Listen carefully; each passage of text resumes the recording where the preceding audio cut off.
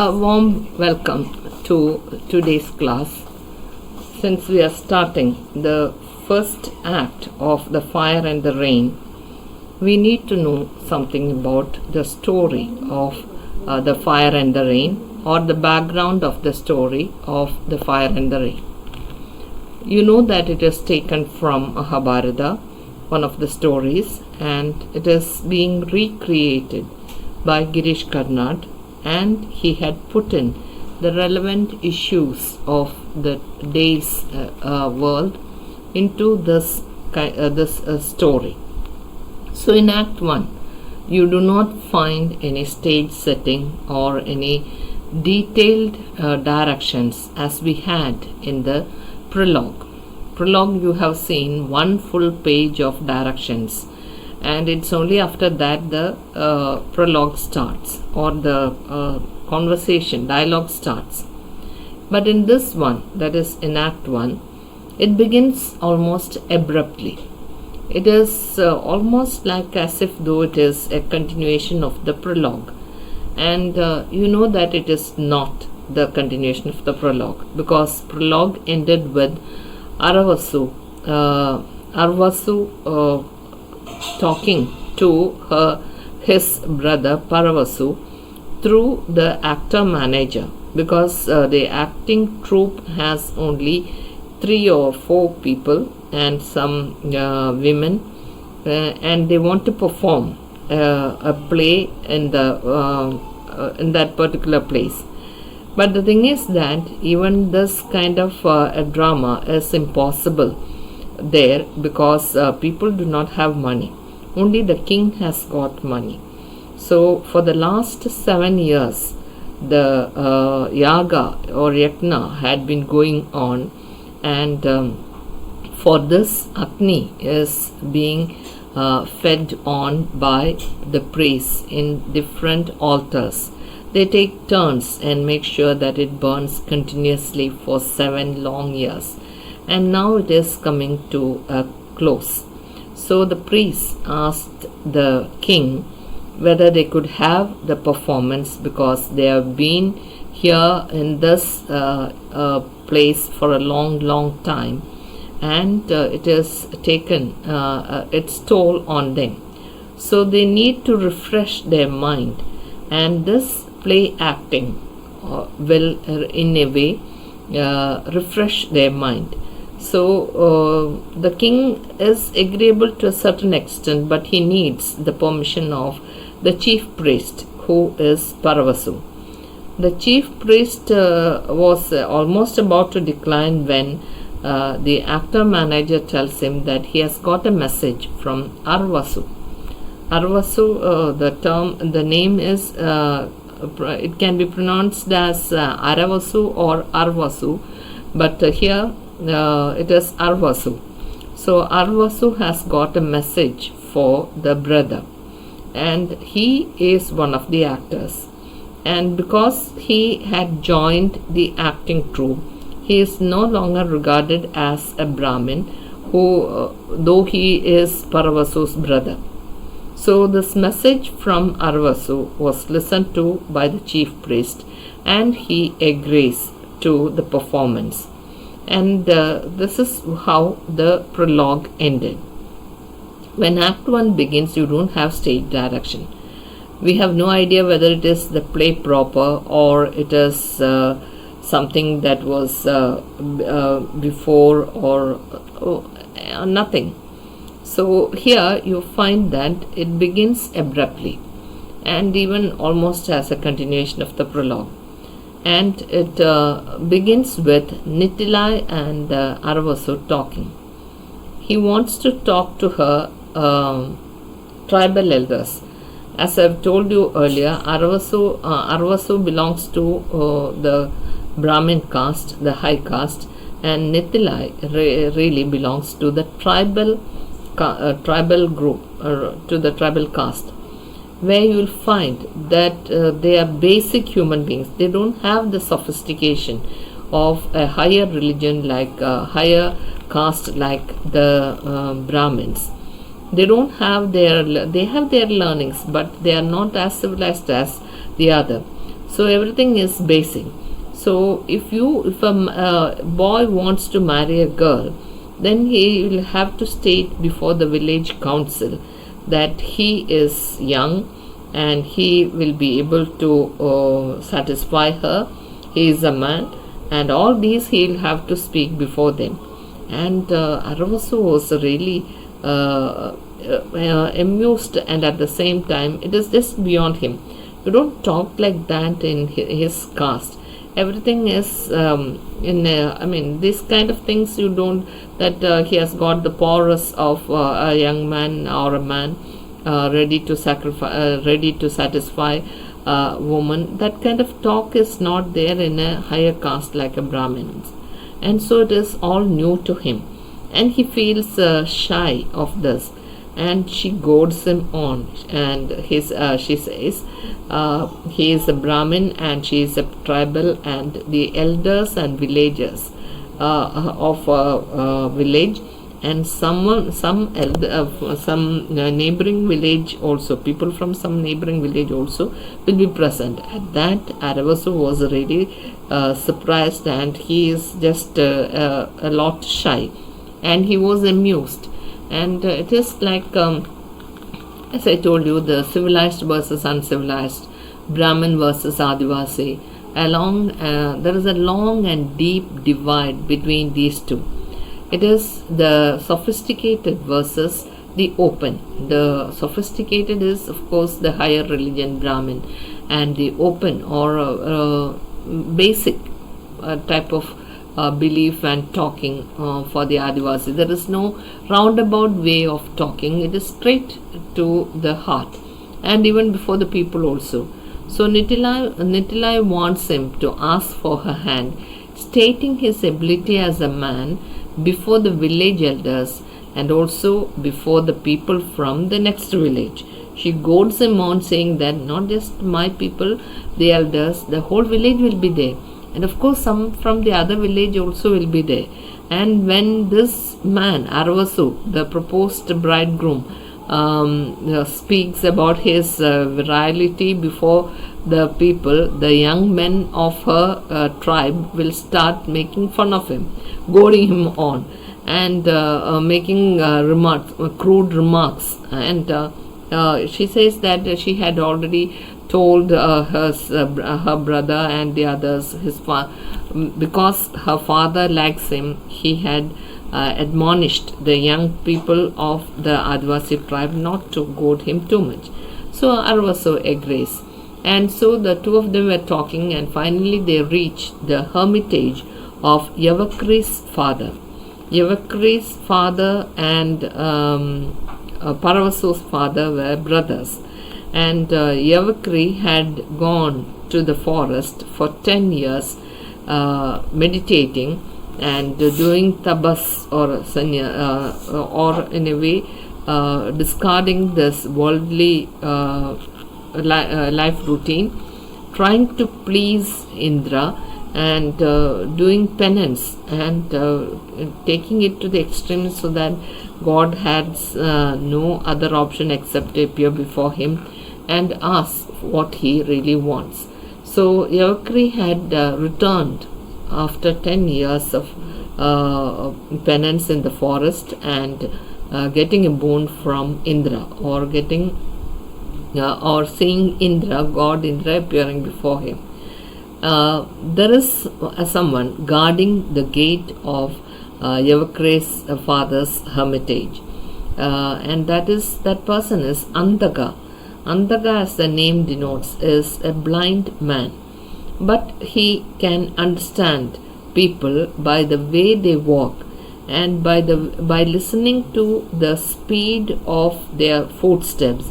He can also understand their mental attitude, or whether they are angry, they are in a hurry, or why they are agitated. All these are shown by their footsteps. So even though Aravasu tries to disguise his footsteps, Andaga, without seeing him, recognizes Aravasu by his footsteps.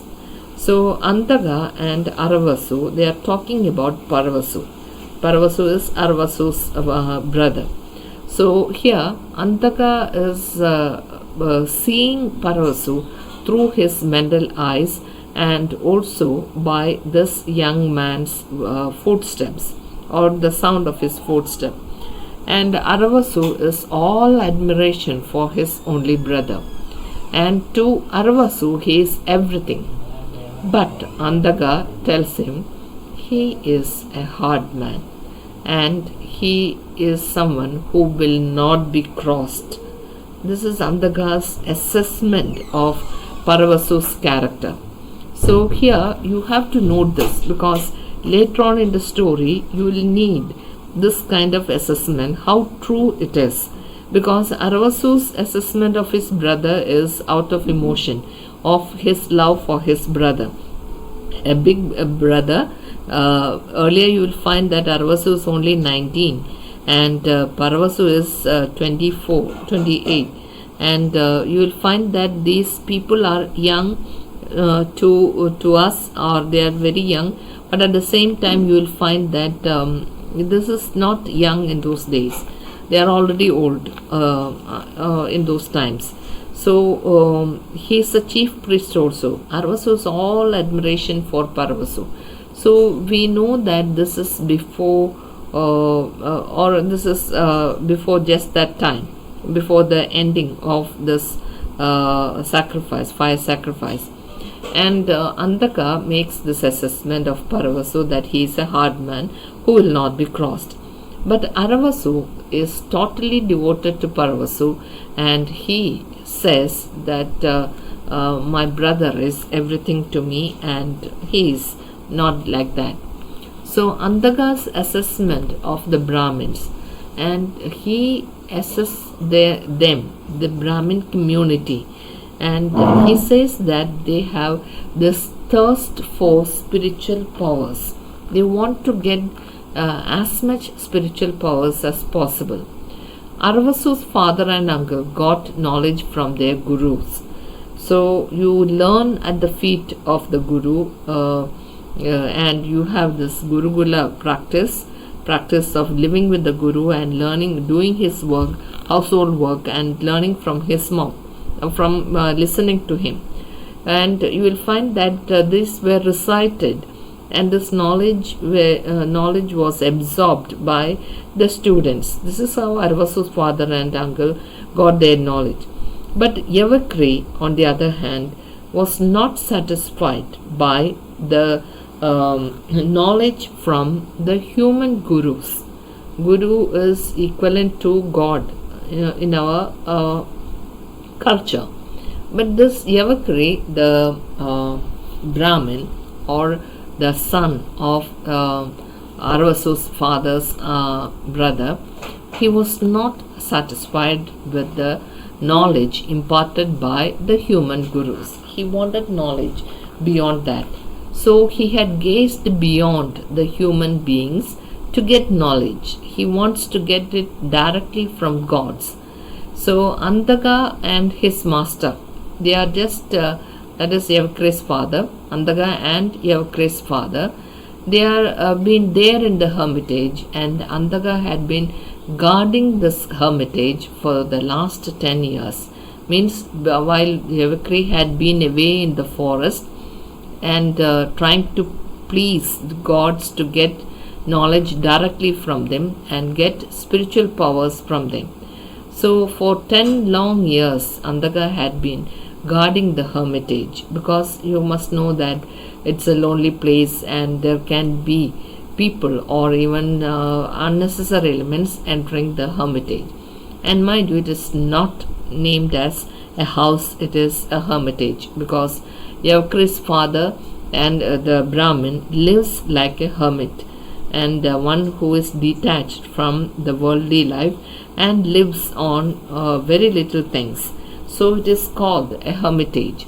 So finally, after 10 years of intense tapas, Yavakri has returned in triumph.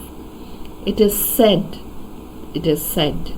I am using that word, it is said that Yavakri got powers from God Indra. God Indra had himself had appeared to him and he had returned in triumph because he has got much superior spiritual powers than his father or his father's brother, that is his uncle. So he now becomes supreme or even much superior to Paravasu and Arvasu. So you have to know that Yavakri is only very young, and he had this ambition to get spiritual powers like all Brahmins, thirst for spiritual powers, and he had gazed beyond the gurus, human gurus, and he had gone to the forest to please the gods and get it directly from them, and he had got it from God Indra, and he returned in triumph. And all these are being narrated between the dialogue between Andaga and Nittilai is listening, and Arvasu. And Nittilai now starts talking. It's not as if she is an Adivasi or an inferior person. Mind you that the story is, the basic story is from Mahabharata, but Karnad is placing these characters in the modern world. So you know the contrast between the Brahmins and the Adivasis and their attitude. So Nittilai's comparison of the Brahmins and her people. She says that the Brahmins are superior and her people are not like that. And she says that they are very secretive of their things or even their knowledge. And the other, that is the Adivasis, they are very open. They are not trying to keep everything hidden from the other people. The Brahmins believed that the Vedas could be heard only by the Brahmins. And if you hear, or if any person from another caste listens to, or unfortunately had the chance to listen to the chanting of the Vedas or mantras, then it is said that his ears must be closed by pouring in molten lead into his ears. That kind of extreme attitude the Brahmins had for sharing their knowledge with the other caste people, because they believed that it is directly given to them, and no one can take it from them. No other person can have access to knowledge, and this is what they believed in.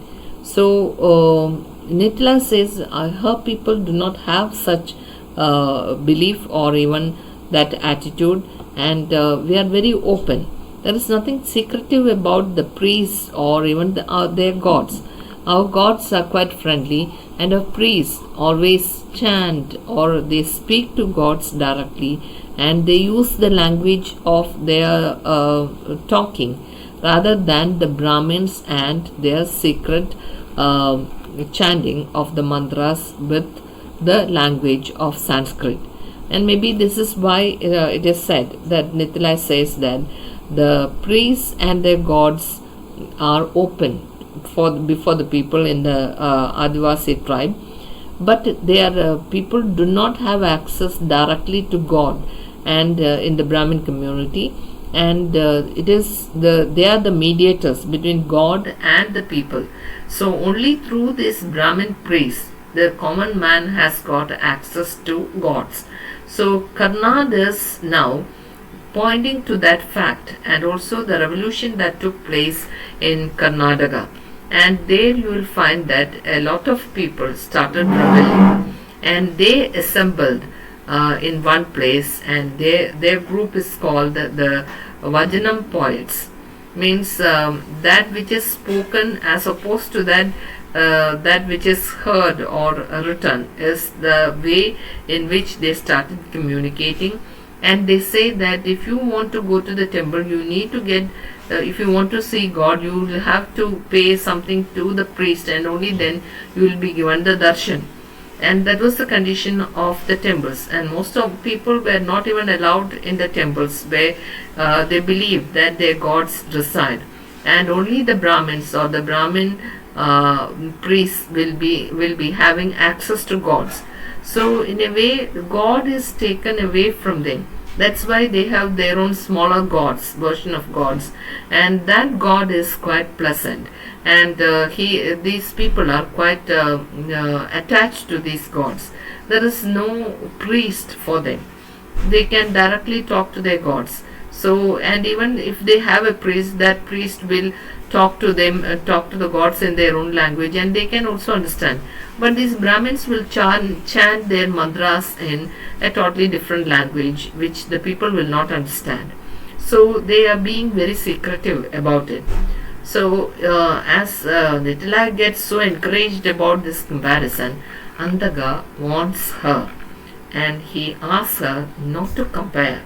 The Brahmins and his gods are not to be spoken in the same breath as her people and their gods, because Andaga for a long time had been guarding the hermitage of Yavakri's father, and he knows the good and bad of the Brahmin group.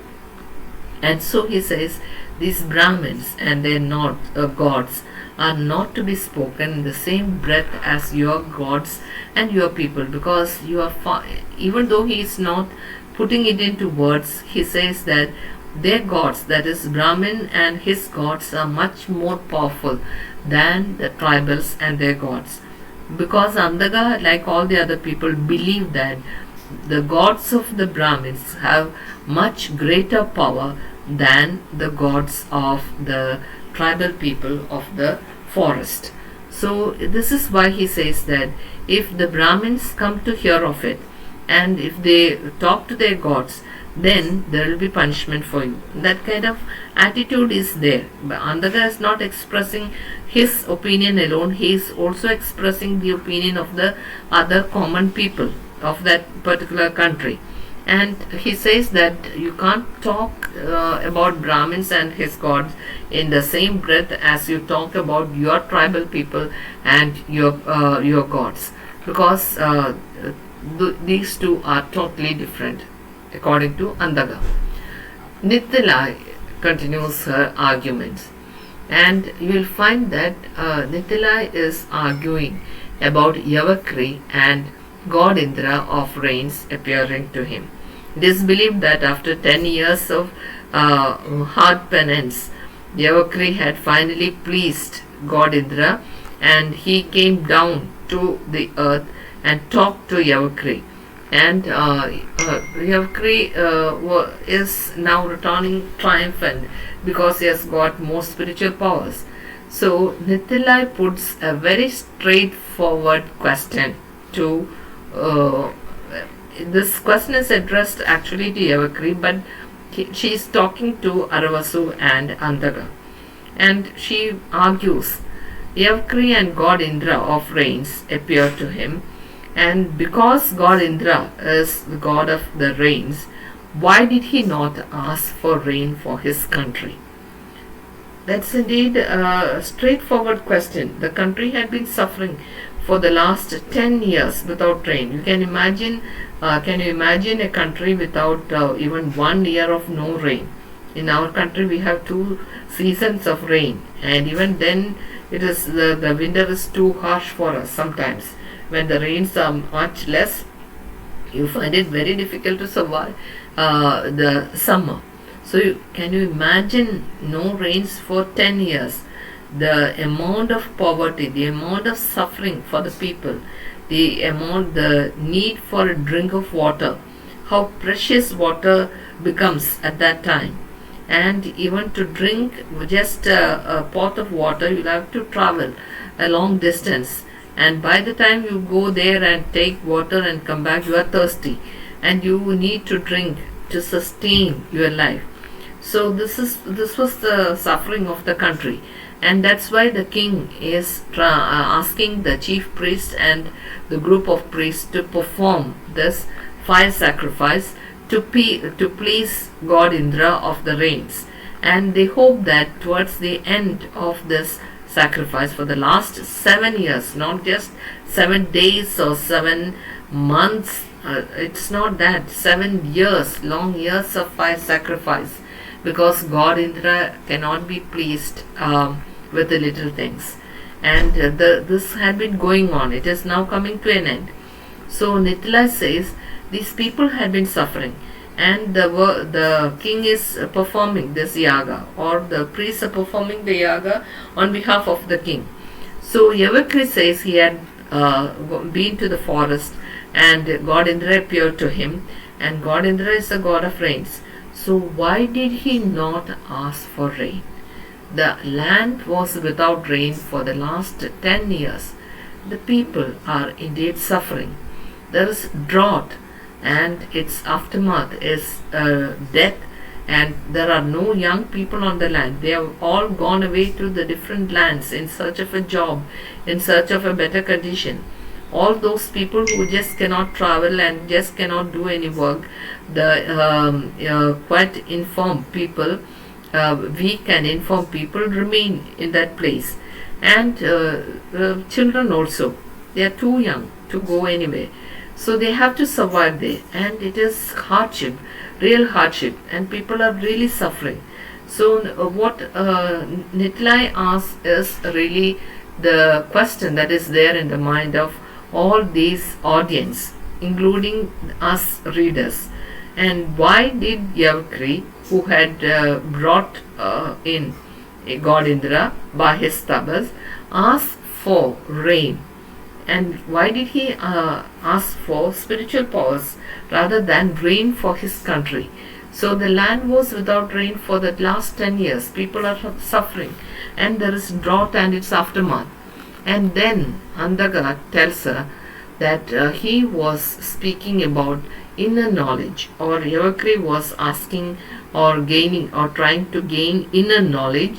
And when Andaga speaks of inner knowledge about which he himself has no idea, and Nitlai also has no idea, so it was a lame excuse. In a way, Andaga is defending the Brahmins and especially Yavakri, and he says that, well, he had gone for tapas and pleased God Indra, and God Indra appeared to him, and what he asked for is inner knowledge, and that is what he had heard that Yavakri's father had been talking about, and Yavakri also talking about. He has no idea what it is.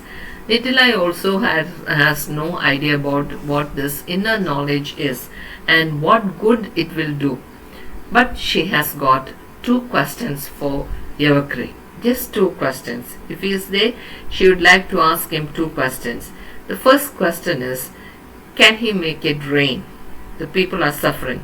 So if he has got so much of power, spiritual knowledge and spiritual power, so with that, can he make it rain? Can the rains come? Can he perform a miracle and have the country rain? The second question is again a question, almost a childish question. Can he tell when he is going to die? That is, if he is able to predict his time of death, moment of death, then because he had been to the forest and had pleased God Indra had appeared to him, and he had gained inner knowledge.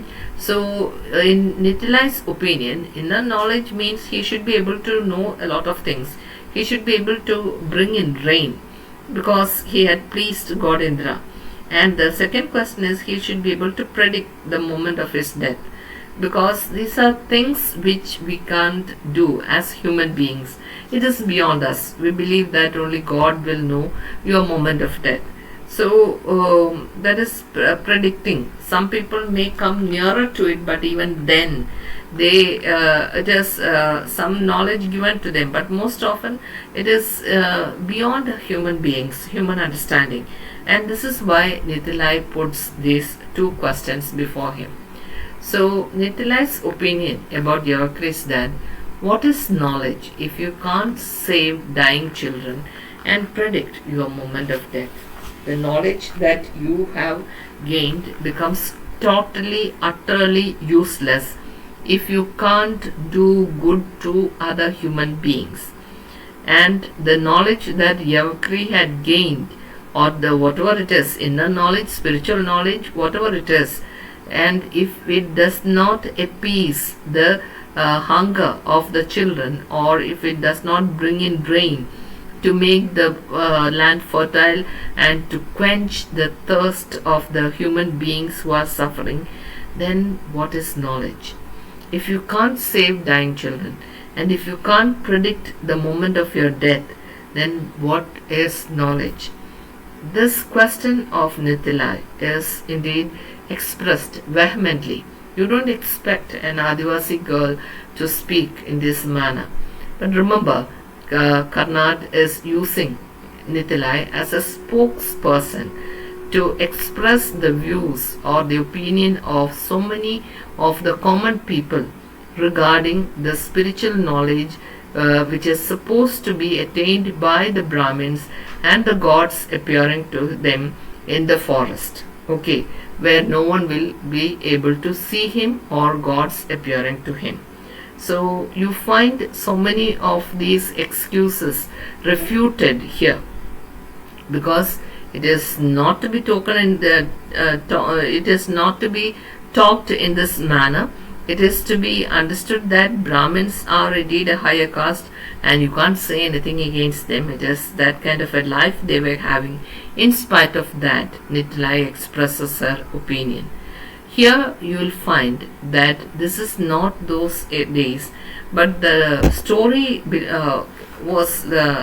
happened years before, and this is what the writer says. But here Karnad is putting that old story in the modern context, and the opinion of the modern people or the people of this age is being expressed through Nitilai, because Nitilai here stands for the common man who just do not understand what the priests are chanting, who just do not understand the meaning of the mantras, and the reason why there is a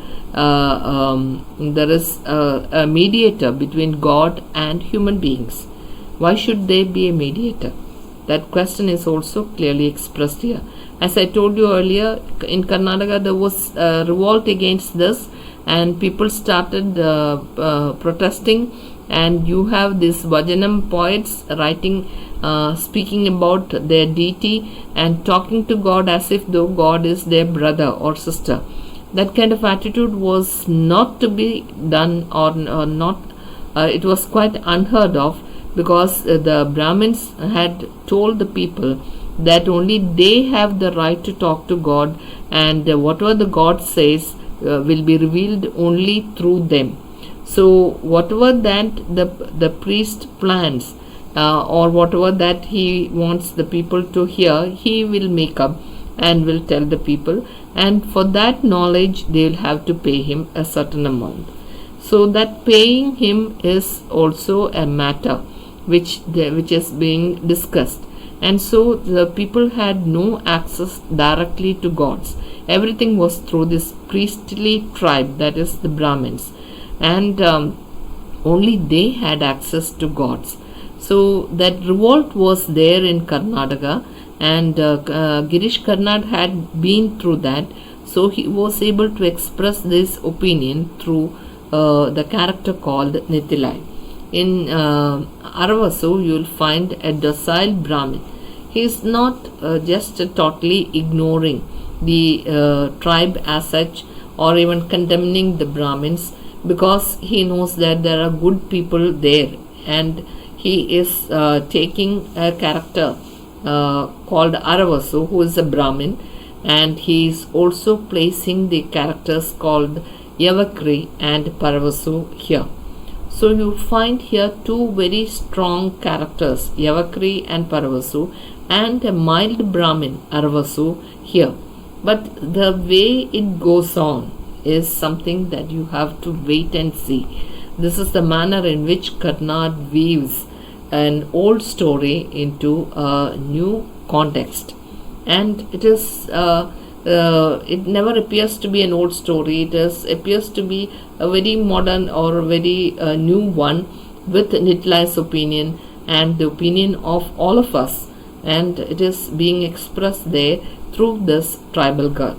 So here, dear students, we have the dramatist Girish Karnad at his best, with the characterization with the mingling of the old Purana story into the new world norms, and putting characters and making them speak out their mind and express the opinion in the modern times.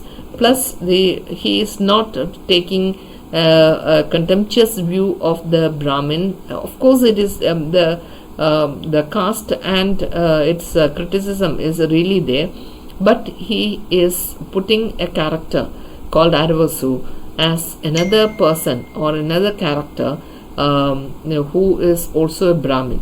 But there is a saving factor for him. He is an actor, and you get to know about the story of the actors and Bharata, and how the tribe had become a group of people, lower caste people were given the norm to act out, and they were raised from that level so that they can act, and there is a redemption for them.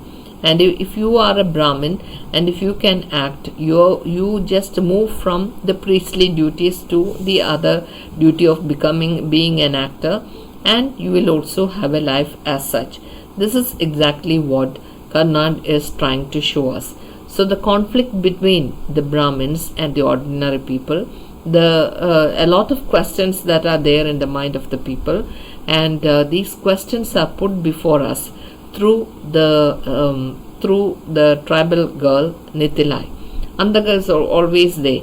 He can't see, but he can really assess people even without seeing them. And sometimes he also goes wrong. And so he represents almost that blind type of judgment. And you will find that it can sometimes go wrong. And this is exactly what happens in the case of Andaga also. So here you have a few characters appearing. That is, you have Andaga, you have Aravasu, you have Nitilai, and these characters appear in Act 1. So apart from prologue, where you have a lot of priests, Paravasu and the king and the actor manager appearing, you have the rest of these characters coming one after the other in Act 1. And you have Act 1, 2 and Act 3, after which you have an epilogue. So this is only half of Act 1, almost the first part of Act 1. The rest of the Act 1 remains, and we'll meet again in the next class, and you can enjoy the play and its dialogue and the way the characters are woven into that into the screen of into the stage, and how they are made to speak out the language of the modern man. This is the victory of Girish Karnad. Thank you. I will meet again in the next class.